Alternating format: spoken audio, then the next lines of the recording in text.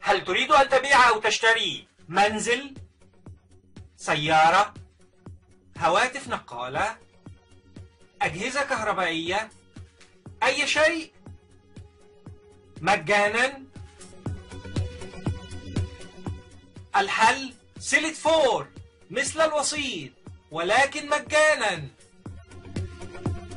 محصول الرز اليومين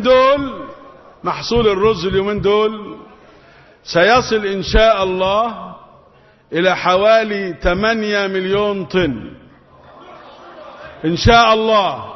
احنا أصدرنا قرار واضح عشان ما حدش يتلاعب في سوق السوداء. سعر الأرز 2000 جنيه للطن.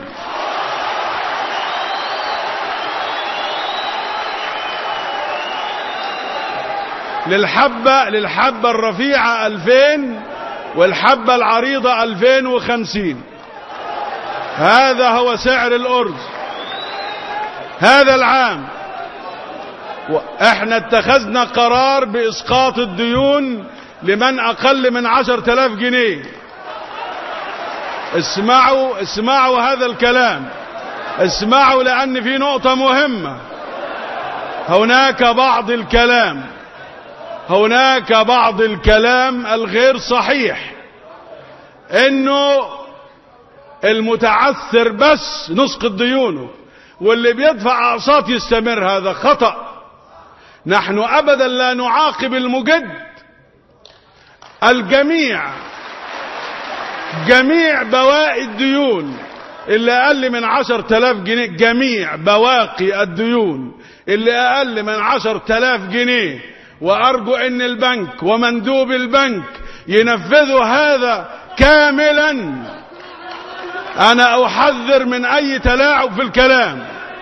كل بواقي الديون اللي اقل من 10,000 جنيه اسقطت، ونبحث الان من هو اكثر من 10,000 جنيه. هذا الان نبحثه.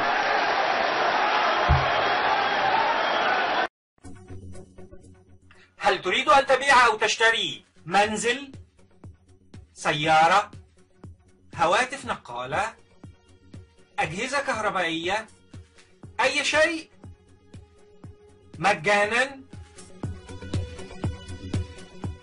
الحل سيلت فور مثل الوسيط ولكن مجانا.